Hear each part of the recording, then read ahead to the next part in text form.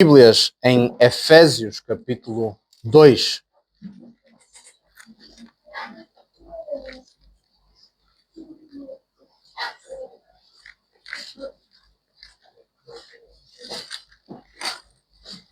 Nós vamos continuar, ainda que eu não estive convosco no primeiro domingo aqui em Gondomar, mas vamos, dentro do mês da Reforma Protestante, tratar destas 5 solas e hoje vamos abordar o texto que vai falar sobre a graça e a fé. Então, convido então os irmãos, aqueles que puderem, a ficarem de pé. Vamos fazer então a leitura lá do versículo 8 até ao versículo 10. Diz assim então a palavra do Senhor, Efésios 2, 8 a 10. Porque pela graça sois salvos, mediante a fé. E isto não vem de vós, é dom de Deus, não de obras, para que ninguém se glorie. Pois somos feitura dele, criados em Cristo Jesus para as boas obras, as quais Deus de antemão preparou para que andássemos nelas. Senhor, abençoa a sua santa e divina palavra. Amém. Vamos orar. Senhor nosso Deus, amado e eterno Pai, eis-nos diante da tua palavra, Senhor. No momento alto deste culto, nós te queremos honrar, reverenciar, Senhor, através da exposição das Sagradas Escrituras. Que elas nos mostrem a pessoa bendita do nosso Senhor Jesus.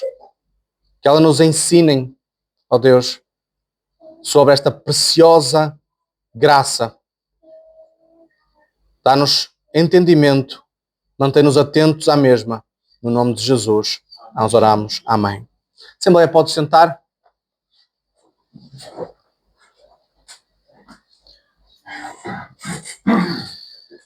É evidente que os irmãos sabem que nós estamos no mês de outubro e com isso nós temos que relembrar aquilo que há mais de 500 anos aconteceu lá em 1517.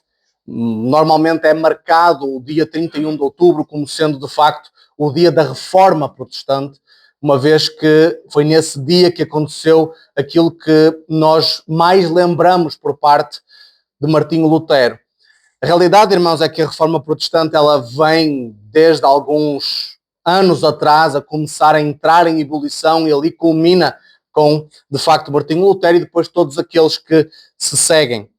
Nós, neste mês de outubro, nós estamos de uma forma sistemática em Penafiel e em Sete e aqui também nas próximas semanas em Gondomar sobre este assunto daquilo que marcou de uma forma muito resumida a reforma, o movimento da Reforma Protestante, que é o retorno àquilo que são as Escrituras Sagradas, a sua plena e única e suficiente autoridade para a vida do crente, para a prática das igrejas e para o avanço do reino de Deus sobre a terra. Se os irmãos conhecem essas 5 solas, elas são, resumidamente, sola Scriptura, que significa somente a Escritura, sola Gratia, que significa somente a graça, sola Fide, somente a fé, solus Christus, somente Cristo, e soli Deo Gloria, que significa somente a Deus toda a glória. E elas tratam, irmãos, de assuntos diferentes no que diz respeito à nossa vida, ao nosso entendimento da fé cristã. Nós falamos sobre a autoridade da Escritura, ou sola Scriptura tem muito que se lhe diga, pois aquilo que nós mais vemos hoje em dia é as pessoas a quererem buscar fontes de autoridade extra-Escritura, fora da Escritura, em que cada um pensa pela sua própria cabeça, tira as suas próprias conclusões, estabelece os seus próprios princípios e age conforme esses princípios, julgando que está tudo bem, está certo. Assim o homem deve viver, porque no final de contas não há uma verdade absoluta. Isso, irmãos, vai contra tudo aquilo que a palavra do Senhor nos ensina, pois o nosso Senhor é a palavra, o nosso Senhor se revelou e se deixou essa sua revelação completa na sua Escritura. E nós vemos isso, por exemplo, na segunda carta a Timóteo, capítulo 3, versículo 16, em que nós lemos que toda a Escritura é inspirada por Deus e proveitosa para o ensino, e depois toda a sequência desse versículo 16 e versículo 17. Nós hoje vamos falar não somente, mas com base também, que de facto a Escritura é a única fonte de autoridade, e vamos falar então sobre a graça e a fé. Porque durante séculos e séculos, através do veneno derramado pela Igreja Católica Apostólica Romana, os cristãos começaram a ficar, e eu digo cristãos aqui, irmãos, porque sempre houve a Igreja verdadeira, e a Igreja viveu sempre rejeitando, e temos logo ainda alguns que são mencionados pela própria Igreja Católica Apostólica Romana, mesmo esses, alguns que são mencionados lá como uns bons teólogos do passado, já eles mesmos discordavam daquilo que se estava a tornar a maior instituição religiosa de todo o mundo. Amados, este texto que nós lemos hoje, ele trata-nos e junta em 2 ou 3 versículos verdades essenciais daquilo que é a fé cristã. A pergunta que se coloca, e essa foi a grande pergunta que os homens começaram a colocar, que era: como é que o homem pode ser salvo diante de um Deus Santo? Essa foi a pergunta. Essa é a pergunta até mesmo daqueles que são não religiosos e questionam se Deus é santo. Porque toda a gente concebe, salvo algumas exceções, é evidente que dentro de um mundo tão plural, com toda a sorte de ideias, haverá quem vai idealizar deuses às suas imagens e semelhanças, e então há toda uma diversidade de deuses.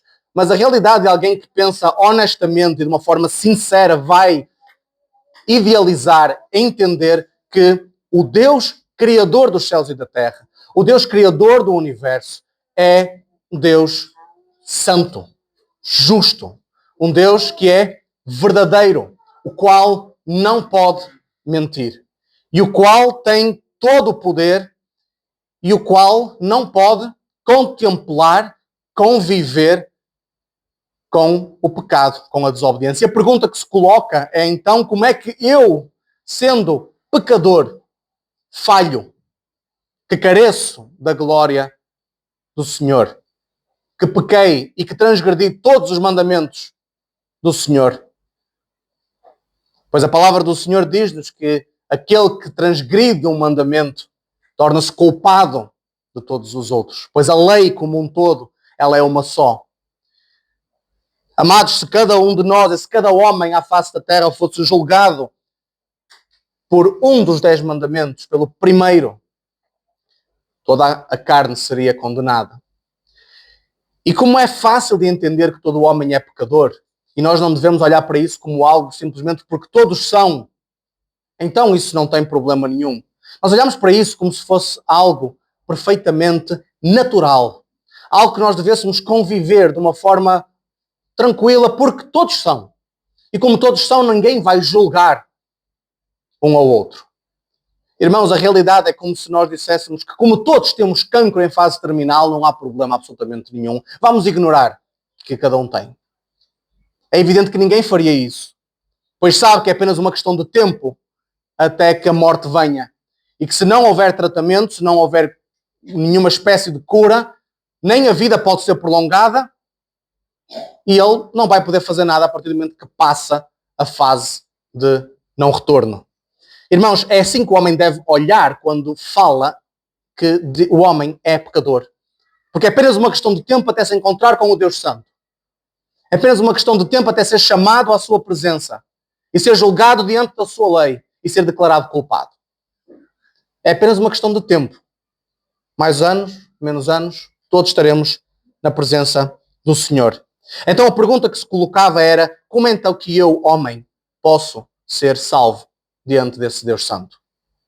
E muitas teorias vieram, e uma daquelas que mais traz orgulho ao homem é dizer que o homem pode chegar até Deus através das suas obras, das suas boas ações, das suas míseras obediências, a maior parte delas momentâneas, em que obedeço hoje de manhã, mas hoje de tarde já me esqueci dessa obediência.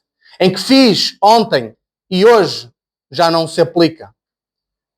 Em que durante toda a minha vida eu passei algum momento dentro daqueles padrões que eu considero moralmente corretos.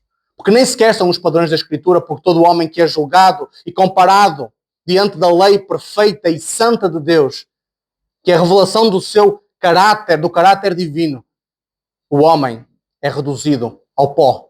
A lei condena, de maneira que nós, quando lemos e quando entendemos, devemos ser humilhados, porque quebramos essa lei vezes e vezes sem conta. E a Reforma chegou a uma resposta, não aquela que durante séculos tinha vindo a ser pregada e ensinada, ainda hoje é, dentro da Igreja Católica, que o homem pode ser salvo diante de Deus, parte pela sua graça e parte pelas suas boas obras e pelas suas misericórdias, pelos seus sacramentos, pelos seus atos de obediência. A resposta foi clara: somente pela graça e somente pela fé. Não há nada que o homem possa fazer que possa ser apresentado como justo diante de Deus. Imaginem alguém que tenta esvaziar o mar com uma colher de sopa. Esse é o quadro, é a ilustração de alguém que tem uma multidão, um infinito mar que não é infinito. Porque a terra, ela é finita. Então a água no mar, nós podemos percebê-la e falamos que ela é infinita, mas ela não é. Matematicamente ela tem um fim. Porque temos partes que têm terra e outras que têm mar. Mas imaginem alguém a querer esvaziar o mar com uma colher. Amados, o mar significaria o nosso pecado, a nossa culpa diante de Deus. Um abismo enorme. E o homem tenta, colocando boas ações lá, tirando. E se não quiserem colocar uma colher de sopa, coloquem um balde. O resultado é o mesmo. O homem não consegue. Inclusive a palavra do Senhor vem dizer lá em Romanos que tudo que não for feito pela fé é pecado. Muitas vezes até as nossas boas ações, quando eu digo nossas, falo daquele que não é regenerado, pois não o faz com o objetivo de glorificar o nome de Jesus. Mas ele faz umas boas ações com o objetivo de se sentir bem, de ter a sua autoestima massajada, de que os outros olhem e vejam que ele é uma pessoa que dá, que é uma pessoa que merece respeito, merece reconhecimento. E se merece reconhecimento dos homens, então um dia terá reconhecimento do divino. Errado. O homem pode ser aqui nesta terra aclamado, louvado, respeitado, adorado, e ainda assim, na presença do Senhor, nada disso vale. Em Isaías diz que as boas obras são como atos, são como panos da imundícia diante de Deus. Irmãos, o abismo é de tal forma enorme que o homem não consegue chegar à salvação. Irmãos, a salvação, ela não é um processo de cooperação entre Deus e o homem. Pois uma coisa eu vos garanto, irmãos, que se dependesse de nós sermos salvos, nós estaríamos perdidos. Porque nós perdemos tudo. Perdemos o tempo, perdemos bens, perdemos palavras que seriam benditas, quanto mais a salvação, que, segundo a palavra do Senhor, carecia uma obediência perfeita a toda a lei do Senhor. Muitos vieram a clamar durante o período, e ainda hoje, que ela poderia ser comprada, o perdão dos pecados comprado, merecido, ou até mesmo intermediado, por alguns que davam perdão dos pecados em troca de alguns sacrifícios, ou mesmo de dinheiro, chegando até a afirmar que o som das moedas ao bater no altar umas nas outras faziam com que os pecados fossem perdoados e algumas almas saírem do purgatório. Amados, a ignorância é de tal forma profunda que às vezes essas ideias ainda transmitem-se um pouco para aqueles que se sentam a escutar a palavra de Deus. O versículo 8 que nós lemos diz: pela graça sois salvos por meio da fé. Irmãos, eu vou ler uma citação da nossa Confissão de Fé Batista de 1689, no capítulo 11, parágrafo 1. Diz o seguinte: aqueles que Deus eficazmente chama também justifica gratuitamente, não infundindo eles com justiça, mas perdoando os seus pecados e contando e aceitando suas pessoas como justas, somente pela causa de Cristo, não por algo feito pelas suas mãos, mas somente pela fé. O texto que nós lemos diz então, pela graça sois salvos. Irmãos, nós às vezes temos que entender que graça, e normalmente quando nós tomamos algo que é uma oferta, nós temos tendência se calhar a valorizá-lo pouco. Alguém que compra determinada coisa, imaginem alguém que gasta muito dinheiro e faz uma poupança durante anos para poder comprar determinado utensílio. Pode ser uma estátua, imaginem uma estátua. E a pessoa trabalhou anos e está ali e contempla aquela estátua, seja ela qual for. Não estou a falar necessariamente de uma figura religiosa, somente um bem, algo que custou aquela pessoa ganhar. E ela olha para aquela estátua com todo o carinho e lembra os anos que ela trabalhou. Lembra o suor que ela teve, se calhar mesmo as refeições que ela teve que saltar para poder juntar algum dinheiro para comprar aquilo. E ela trata e valoriza aquilo como algo extraordinário. Agora imaginem que essa exatamente mesma estátua seria oferecida por alguém que tem muito dinheiro. Provavelmente a sensação de olhar não seria a mesma. Nós gostamos de merecer. Nós gostamos de ter algo, adquirir com as nossas próprias forças, com o nosso esforço, com o nosso sangue, com o nosso suor. E damos mais valor. Quando algo é oferecido por outro, às vezes até já ouvi expressões, foi oferecido. No sentido que não custou tanto assim a comprar, não custou nada, foi uma oferta, pronto, paciência. Perdeu-se aquela oferta, mas não perdi todo esse sentimento que eu tenho. Irmãos, a graça que fala aqui o versículo 8, ela não é para ser desprezada. Ela não é para ser tratada como pouca importância. Há algo para nos ser dado por graça, e aqui é o ponto que eu quero chegar com esta ilustração. Aquela pessoa, para comprar aquele utensílio, aquela estátua, ela teve que trabalhar, ela teve que ter o bem, a não ser que a tenha roubado. Quando nós falamos de graça, algo que nos é oferecido, nós temos que entender que essa graça, essa bênção, esse dom, esse favor imerecido, que é essa a definição de graça, não teve um custo baixo. Para nós podermos gozar desta graça, deste favor, da benevolência do Senhor, livre para com o pecador, o preço foi um preço que nós não podemos imaginar. O preço foi pago naquela cruz do Calvário. O Senhor encarnou e veio a esta terra e tabernaculou entre nós, conforme o Evangelho segundo João, no capítulo 1, menciona. E foi à morte, e foi obediente até à morte, e morte de cruz, levando sobre si os nossos pecados e sofrendo até ao último instante em que declarou: está consumado. Agora a graça pode ser dada. Agora o favor está pago. A dívida está paga. Irmãos, aquele que despreza a graça, aquele que trata a graça como se não tivesse valor, vai ser julgado um dia diante do Senhor por isso. Aquele que rejeita o dom de Deus que é oferecido ao homem, ele vai ser julgado, porque ele despreza. Diz o texto bíblico que o Senhor enviou o seu próprio Filho.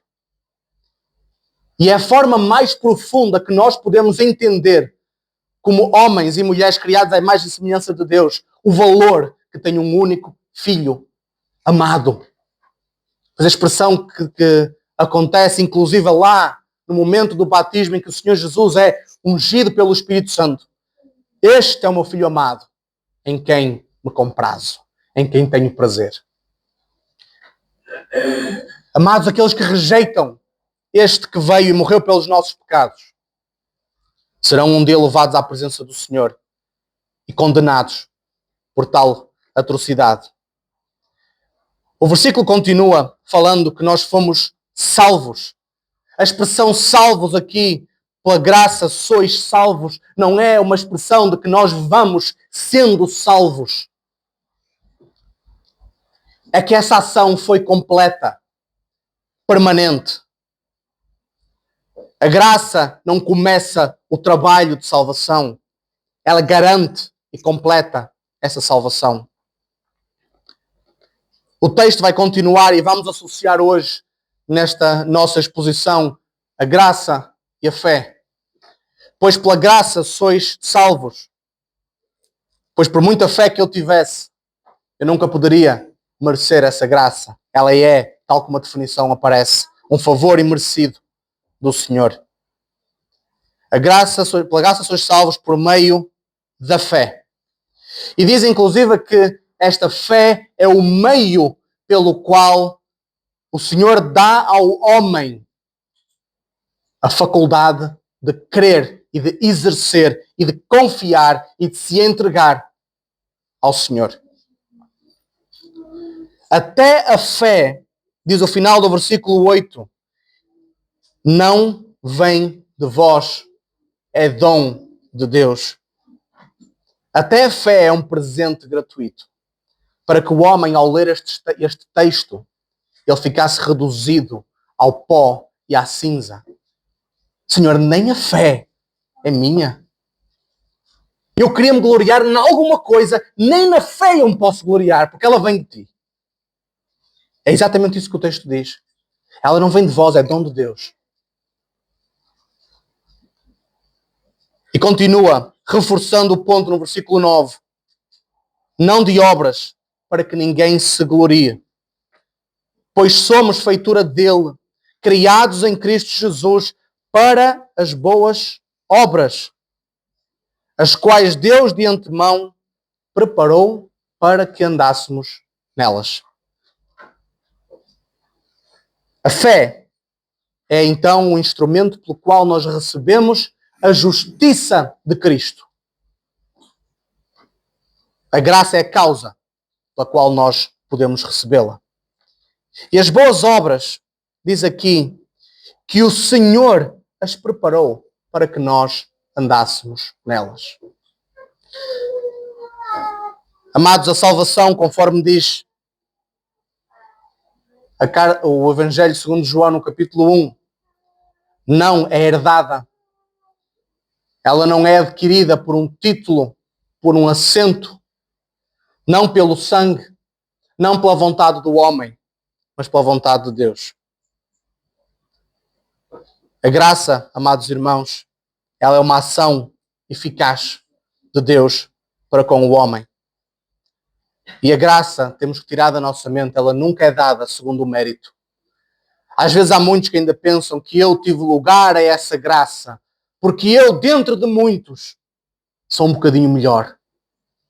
Eu, dentro daqueles que são maus, eu tinha algo especial em mim que fez com que o Senhor derramasse esta graça sobre mim.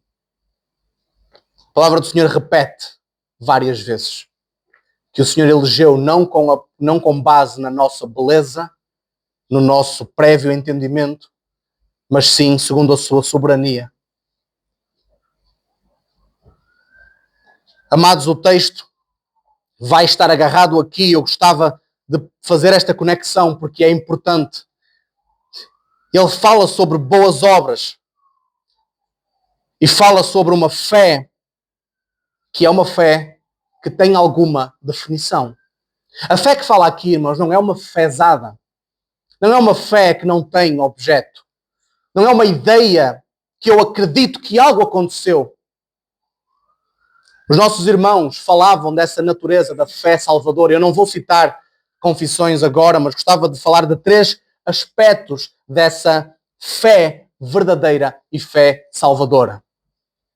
Quando alguém diz, eu tenho a minha fé, amado, podes ter toda a tua fé, e toda a tua fé te levará para o inferno.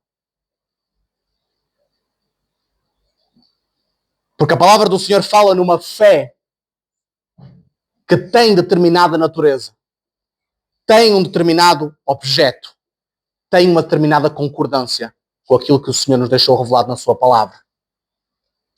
Eu tenho a minha fé, a minha maneira, a minha forma de acreditar, a minha forma de entender, a minha forma de viver. Eu criei a minha fé e a coloquei num pedestal e agora eu vou fazer o quê? Vou adorar essa fé. É exatamente isso que o Senhor diz. Isso é uma quebra do primeiro e do segundo mandamento. Eu criei algo que eu acho que está certo e não tem base na Escritura. Eu posso ter toda a minha fé e essa minha fé é a minha entrada para o inferno, porque é lá que reside na minha fé o meu orgulho, a minha vontade de não me vergar diante da palavra do Senhor. Então, os 3 aspectos da natureza da fé salvadora que eu gostava de expor aos irmãos, eles assentavam em 3 palavras, inclusive, que vêm do latim, que é a palavra notitia, que significa informação. A fé salvadora ela vai estar relacionada com o conhecimento do Evangelho. Irmãos, para alguém exercer esta fé salvadora, ele tem que conhecer o Evangelho. E muitos, quando se perguntam o que é o Evangelho, a pessoa fala tudo. E diz, o Evangelho é tudo. O Evangelho é... Mas, irmão, o que é o Evangelho?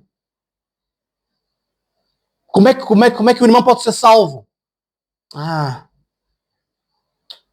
E depois falam muitas coisas assim, vagas. Irmãos, a fé verdadeira ela tem que estar alicerçada no conhecimento do Evangelho, em que Deus enviou o seu Filho ao mundo para morrer pelos nossos pecados, e que Ele foi à cruz do Calvário e lá sofreu a nossa punição, ressuscitou ao 3º dia, vive, foi glorificado, entronizado à destra do Pai, e todo aquele que nele crê tem os seus pecados perdoados. E não somente os seus pecados perdoados, mas a sua justiça é imputada àquele que crê. Amados irmãos, os pecadores não entram no céu. Parece uma coisa estranha de dizer, porque muitas vezes usamos estas expressões assim. Os pecadores não entram no céu. Pois os nossos pecados não só foram perdoados, mas para nós entrarmos no céu, a justiça, a perfeita obediência de Cristo nos é imputada. Isso é o que significa justificação. O homem não só é limpo das suas transgressões, mas é revestido da justiça de Cristo. E é declarado justo que cumpriu toda a lei, a qual nós sabemos que não cumprimos. Só por Cristo. E assim ele entra no céu. Alguém que é justificado. Então a fé salvadora ela vai assentar neste conhecimento do verdadeiro Evangelho. Outro ponto que era muito afirmado no tempo da Reforma era a census, que era a concordância, em que esta fé tem que estar de acordo, não com aquilo que eu penso, mas de acordo com a Escritura. Eu não tenho o direito de definir aquilo em que eu devo crer para ser salvo. O que define é a palavra de Deus. Pois toda a Escritura é inspirada por Deus. E ela é suficiente. Por isso é que às vezes as pessoas ficam estranhas quando acham que qualquer um tem a sua fé e vive a sua fé. Mas a fé verdadeira, a fé salvadora, ela vai conhecer o Evangelho. Ela vai concordar, pois esse Evangelho não é ela que o cria, mas o que está exposto e revelado na Escritura. O apóstolo Paulo falou, e com muito cuidado para os Gálatas, nem que venha um anjo do céu vos trazer outro Evangelho. Seja maldito. Porque o Evangelho que foi pregado é esse que permanece e permanecerá para todo o sempre. E no final, o terceiro aspecto da fé salvadora, ela tem que estar alicerçada na pessoa de Cristo. O texto afirma claramente que não há outro mediador entre Deus e os homens. Pedro afirma claramente que não há outro nome dado debaixo dos céus pelo qual importa que sejamos salvos. Só há um caminho para o céu. Não uma instituição, não uma série de sacramentos, mas a pessoa bendita do nosso Senhor Jesus Cristo. A fé, irmãos, entendam, ela não é um sentimento. A fé não é algo somente que eu sinto. A fé é uma convicção. Porque os sentimentos vêm e vão. Os sentimentos hoje eu sinto, amanhã não sinto. Hoje estou bem disposto, amanhã não estou. Hoje estou feliz, amanhã estou triste. Eles vão. Mudanças de humor, mudanças de sentimento acontecem. A fé não é um sentimento. Se a tua fé estiver baseada nos sentimentos, é uma questão de tempo até ela ser abalada. Porque o problema virá. E quando a terra tremer, a fé, como é um sentimento, não vai ter onde se agarrar. E vai desmoronar. Isso é que muita gente diz, eu perdi a fé. Perdeu a fé como? A fé não se perde. Pois o Senhor, quando dá, Ele dá de uma vez por todas. E Ele próprio a sustentará nas suas mãos até o dia que nos chamar para Ele. A fé é uma convicção, entrega, um compromisso, confiança e não somente, ou muito menos do que um sentimento. Irmãos, eu gostava de continuar aqui só fazendo esta conexão agora com a questão das obras. Nós hoje ainda teremos a ceia do Senhor e eu não me vou alongar muito mais, irmãos, mas o texto fala sobre estas boas obras. E eu gosto muito de um jogo de palavras, que nós somos salvos só pela fé. Está certo? Salvos somente ou só pela fé. Se quisermos usar uma expressão mais poética, somos salvos pela fé, só pela fé, mas não por uma fé que está só. Eu passo a explicar. Nós somos salvos somente pela fé. Mas esta fé não está sozinha. A fé que estamos aqui a definir e a trabalhar sobre estes assuntos, ela não é uma fé sozinha. Ela é uma fé que vem agarrada com outras evidências. A fé justifica o homem sem as obras. Mas a fé verdadeira vem sempre com obras. As obras não vão justificar, mas vão ser uma evidência de que a fé é verdadeira. E o texto vem dizer isso. Que o próprio Senhor que nos deu, que comprou a graça, nos deu a fé, preparou as obras para que nós andássemos nelas. Nós quem? Aqueles que exercem a fé. Amados, a pergunta aqui é como é que eu posso olhar para este texto e ver se eu estou nesta fé verdadeira. Primeiro eu devo cumprir com aqueles pressupostos em que é que está alicerçada a minha fé e quais as suas evidências. Se a fé não vem sozinha, onde estão as obras que vêm juntamente com a fé? Onde elas estão? Porque Deus prometeu que prepararia as boas obras. Deus preparou que prepararia um caminho de santificação. Deus disse que aquele que começou a boa obra em vós a aperfeiçoará até o dia de Cristo Jesus. Onde estão as boas obras que vêm junto com a fé? Tiago vem falar sobre isso, dizendo, dizes que tem fé. Eu te mostrarei a minha fé com as minhas obras. Ele não diz que as minhas obras vão produzir a minha fé. Não, ele diz que a minha fé vai produzir as minhas obras. A mesma graça que salva é aquela que santifica e aquela que sustenta.